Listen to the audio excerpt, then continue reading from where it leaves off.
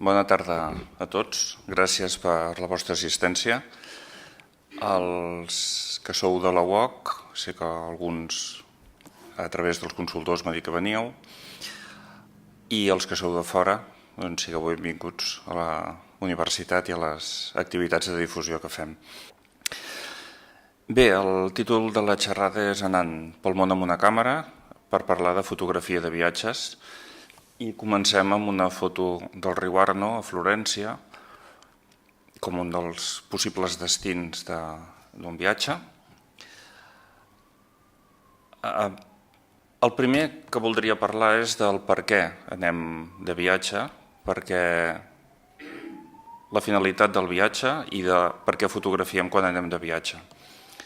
I hauria pogut començar per algun dels viatges clàssics, Marco Polo, per exemple, o qualsevol altre, però he pensat a començar per un dels primers viatgers catalans que tenim, un dels catalans universals, poc conegut en principi, és del segle XVIII, va fer d'espia a la cort de Carles III i es va vestir de maometà, musulmà, va recórrer tot el nord d'Àfrica investigant les societats del nord d'Àfrica per interessos polítics del rei d'Espanya d'aquell moment.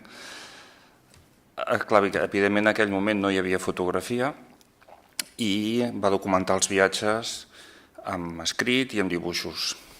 És un català al qual moltes ciutats i pobles del país li han dedicat carrers.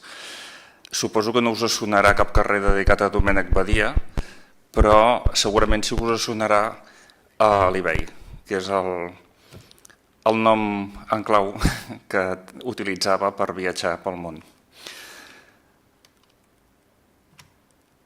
De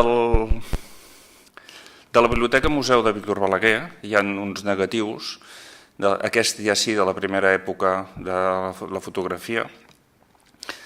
Són negatius que es conserven a Vilanova, de l'Eduard Todà, i els he posat com a mostra de com la fotografia de viatges de bon començament lliga amb un interès cultural, amb un interès per conèixer altres cultures, per portar les imatges d'unes societats que són diferents, no només dels monuments, sinó també de la gent. També hi ha un contingut etnogràfic molt a l'inici de la història de la fotografia.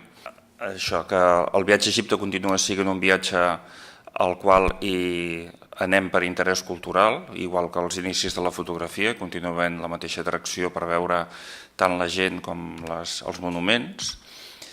Aquesta és la piràmide de Dashur, és anterior a les tres piràmides més conegudes. És un lloc, un indret poc conegut, on mentre a Giza està planíssim de turistes sempre, a Dashur, que està a pocs quilòmetres, pràcticament no hi ha ningú i tens la sensació d'una piràmide perduda al mig del desert. I aquesta és la segona piràmide de Dashur, la piràmide de romboidal, la que van fer abans de Keops, i que es van equivocar amb la inclinació, la van acabar romboidal, i llavors la tercera, que va ser la de Keops, els hi va sortir ja bé. Aquesta també, la de Dashur, a més està amb tota la façana blanca, amb bona part del recobriment original. L'Esfinx de Giza i la piràmide de Saqqara. Bé, una mostra, una introducció al viatge com a interès cultural. També hi ha un altre dels motors del viatge, és l'interès científic, i en aquest cas he agafat Darwin. Darwin també a la seva època no va utilitzar la fotografia perquè és anterior, va documentar també amb mostres directes, amb escrits, tot el que va donar origen a la teoria de l'origen de les espècies, però l'atracció pels llocs on va estar Darwin continua també activa. Per exemple, aquesta és una platja de la platja de Santa Creu a les Galápagos. Aquestes iguanes són les úniques en el món en el que són marines, escupen sal i processen la sal. És molt curiós perquè quan surten fan un esternut de sal i són les úniques al món que processen sal, vull dir que no són terrestres. Un pelicà també de les Galápagos. L'experiència de les Galápagos és que els animals no tenen por, no hi ha hagut depredadors a les illes secularment i aleshores són animals que estàs al costat del niu.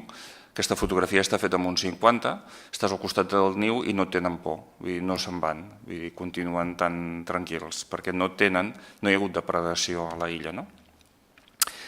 El Solitario George és aquesta tortuga, ara va morir, era l'última representant d'una de les espècies de Galàpagos d'una de les illes i la van intentar creuar, però va morir abans d'aconseguir el creuament. Estaven al centre de reproducció de Darwin. Fragates, que són els ocells aquests que volen, i el camablau, el piquero de patas azules, que és molt típic de les illes. L'interès científic, igual que l'interès cultural, és un altre dels motors que ens porta a viatjar i fer fotografia.